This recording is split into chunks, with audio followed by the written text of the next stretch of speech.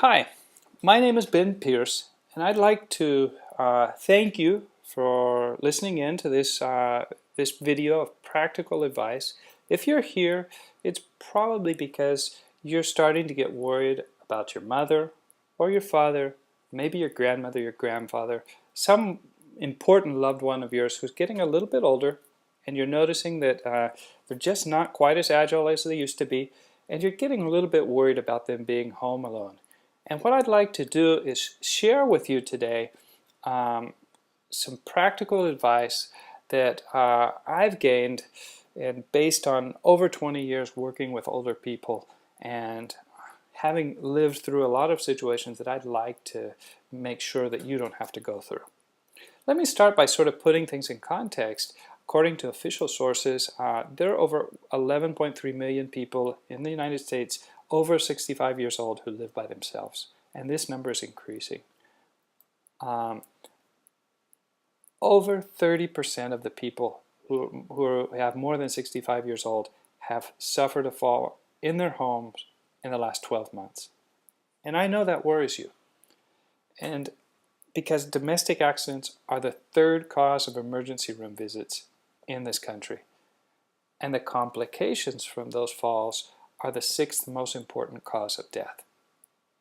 That's why it's important that you pay attention and jot down some notes in this short video, because what we're going to go over are a series of very practical, very down-to-earth things that you need to know, because it's going to help you maintain their independence, which all experts have shown is very important for them. Maintains their self-esteem, greater mental dexterity. It, in general, slows the declivity completely, but it can't be at the cost of your peace of mind. And you know, if you're here, it's because you're starting to get worried, and I understand that, because I've been through that as well. You're asking yourself, is she okay? Is he okay? Am I doing the right thing? Should I bring them home to live with me? Should I look for some assisted living center for them? And these are important questions that you're going to have to start preparing yourself to answer, because we need to find a way to maintain a healthy balance between their independence and their security, all at the same time as maintaining your peace of mind. And I know this sounds complicated, but let's just sort of go into the details so that you can really improve the situation as it is now. Every day, the number of Americans over 65 years old increases by 10,000 every day. And the period of time between retirement and really dependency, needing daily care on a daily basis, can last over 15 years. And this means that there's going to be a lot of different transition points during this time, and you need to be aware of them, and you just need to be prepared to make the best decisions in your own case. In fact, 75% of their life expectancy depends on the choices and the lifestyle choices that you and your family are going to be making in the next few months and years. So, sit down, find a little bit of time. It's not going to be a long, boring presentation, but I'm going to get into some practical things I want you to start thinking about. So let's get started. There are 6 major areas of concern that you need to be aware of. The first is their personal hygiene and cleanliness, nutrition and eating habits, mobility and environment, their daily routines, the mental and psychological well-being of your mother, your father, and the need for expert professional care and who these experts are and how you should go about choosing them. So let's kind of go over these 6 areas, and I'm going to give you a little bit of advice on each of these. First of all, let's talk about their personal hygiene and cleanliness. This is going to be one of the areas that you're going to probably get, is going to start giving you some early warning signs. So with respect to this area, first of all, you need to know that you need to respect their habits and customs. If they're used to taking a shower every morning, great. If they take a bath in the evenings, great. They only do it twice a week, once a week. That's their habits. You need to maintain their habits. Not more, not less. You need to keep them as involved as possible. Imagine how you would feel if you slowly start noticing that you're just not able to take care of yourself as much as possible. You know, it's a delicate situation. You have to maintain. A balance there, and an overall respect for their privacy, without letting their hygiene and their cleanliness suffer too much. A lot of things in this aspect depend on simple things like their wardrobe. Okay, you know, the choice of clothes and shoes can be very important as to their independence. I want to really insist on the idea of shoes. You need comfortable, flexible, safe shoes. Shoes are important for their circulation. They're important, you know, if they can't tie their shoes as well as, you know, go to Velcro, they need to have rubber soles so that they won't be tripping and falling. All of these things are very important to maintaining their mobility. And then keep an eye on their housekeeping abilities. If you start noticing that the house is really starting to run down a bit, you know, maybe you'll need to get some help in that area, and that can be a sign that you need to be a little bit more aware of what's going on in their lives. Okay. The next area that we need to talk about is nutrition and eating habits. Obviously, we need to make sure they're eating, but you don't need to force them to eat. As they get older, they probably won't eat as much as they used to, and they probably don't use as much energy as they used to, so they don't need as many calories. Don't be in a hurry. They're going to eat slower. They're going to do everything slower.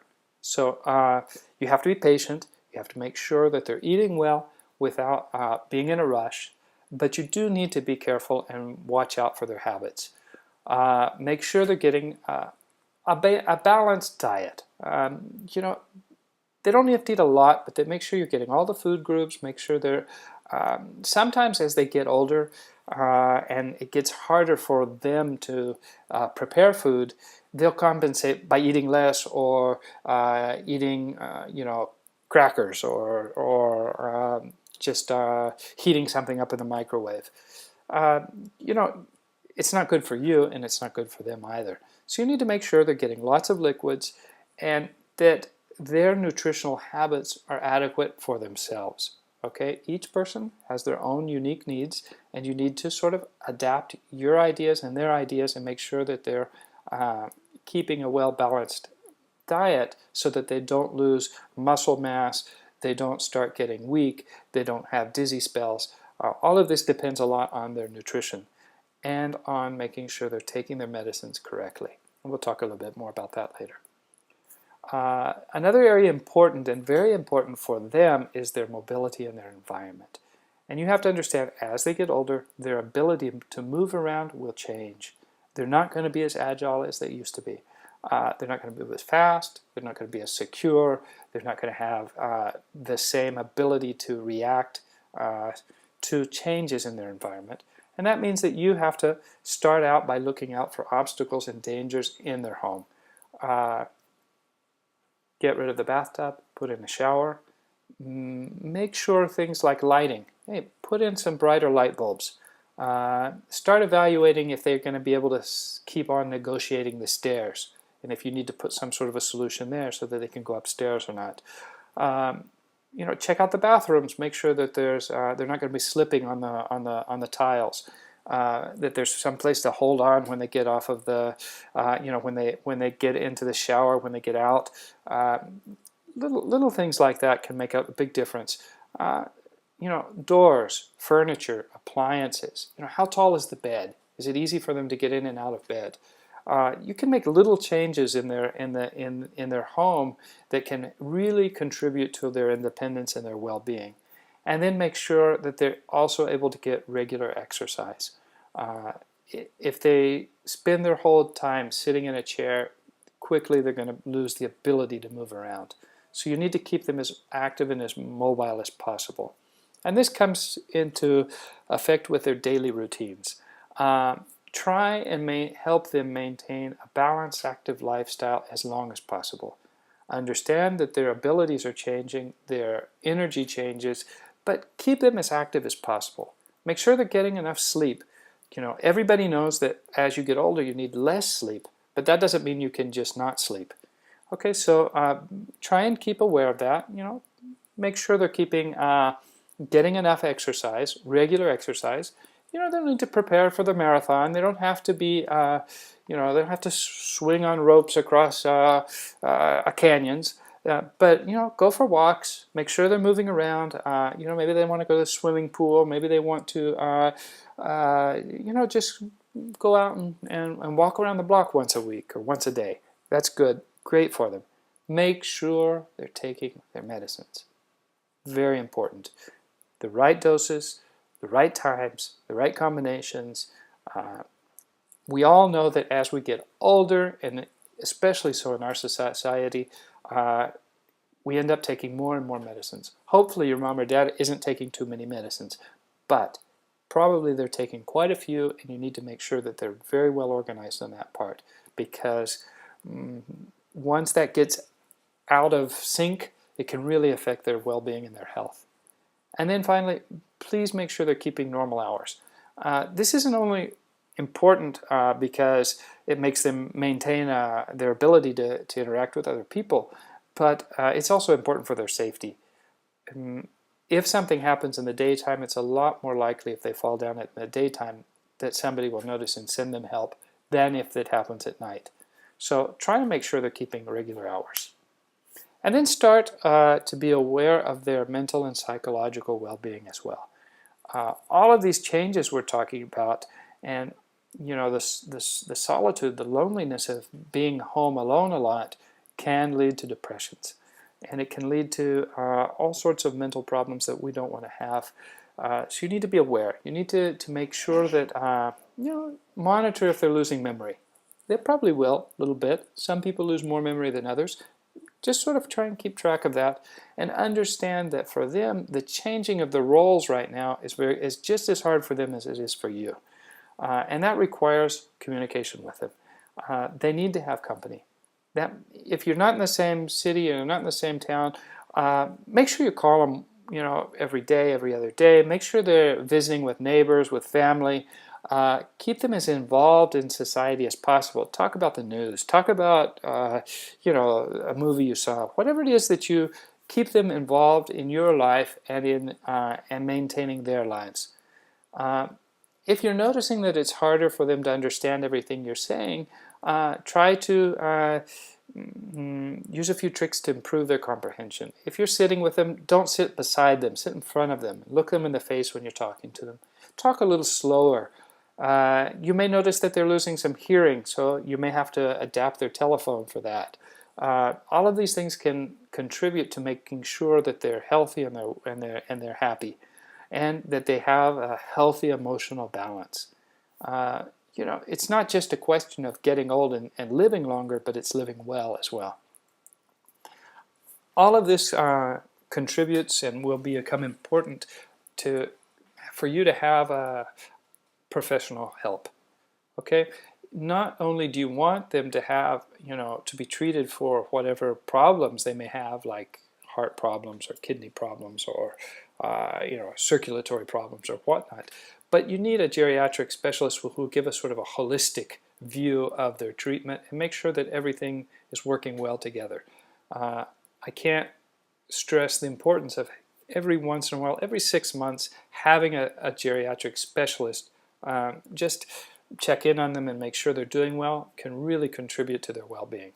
You may need a physical therapist if they're having mobility problems. Lots of problems can be improved just by doing some exercises, by making sure their limbs are moving. Really important there. Another important area is their feet. Every 3 or 4 months, have a podologist make sure their feet are okay. Feet are very important for mobility, so you want to take good care of their feet. You may need a nurse practitioner in case to make sure they're taking their medicines well. And then, you may decide in the coming months or that they need help at home. And that help may come from you, It may come from maybe necessary to have outside help come in. If you're going to be the one taking care of them and spending more time there, I want you to be very careful about the caretaker syndrome. Don't forget that their well-being depends on your well-being. And if you're not able to make up and keep up with all of your obligations, then it's going to affect them as well. So don't be afraid to look for professional help, because they've got the training and they've got the skills necessary to make things a lot easier for you. Okay, these are the 6 major areas, but I also want you to remember your own family. I don't want the situation with your mother or your father to affect your relationship with your partner, with your children. You know, we're so busy these days. I know you've got to go to ballet classes, you've got to go to soccer practice, you've got to go to PTA meetings. You know, there are probably 1,000 things that you're busy with, and now you've got an extra burden of taking care of mom or dad or making sure or worrying if they're okay. All of this can lead to a lot of stress. You need to be sitting down talking to your brothers and sisters if you have them, making sure that all of these obligations are spread out fairly between between all of your family members. And also I want you to think about your own relationship with mom or dad. This is hard for them as well. Like I said earlier, the roles are changing. Instead of them taking care of you as they have for your whole life, now you're going to have to start worrying about them. And this is hard for you and it's hard for them. And it just requires some patience and a little bit of tact and just being aware of this change will really make things easier. Because you're going to be asking yourself this question. If you haven't asked it yet, you will be. How do you want to spend these years with your mom or your dad? And I know that you want to enjoy them. I know that they've given so much to you in these years that you need to give back to them now. And you want this time to be filled with lots of wonderful memories that are going to last you for your whole life. And to do that, you need to realize that there's not a one-size-fits-all solution. Everybody has their own particularities, their health situation, their house, the family, how many members are there in your family, their lifestyle, your lifestyle. All of these things fit in to making a very particular situation. That's why I'd like to offer you today the opportunity to request a personal consultation with one of our experts. Free of charge, no compromise. You just push the button that's just showed up below, and we'll get in touch with you, and we'll organize an appointment for you to have half an hour with one of our experts just to sort of help you understand the situation with your mom or dad, because it's important for her. It's important for your family. I don't want you to forget about your family. And it's important for your peace of mind. That's why today, right now, before you get up, before you go anywhere, I hope this has been really helpful for you. I want you to push the button and request that personal consultation. Free of charge, no compromise required. Do it now. Push the button. It's really easy. It's not going to take up any of your time. And I promise you that one of our experts will sit down with you by telephone and will help you walk through the worries that you have right now and find the best solutions for you. Thank you very much for listening in today. It's been a real pleasure. Once again, thank you so much for being here. Request your personal consultation. Talk to you soon.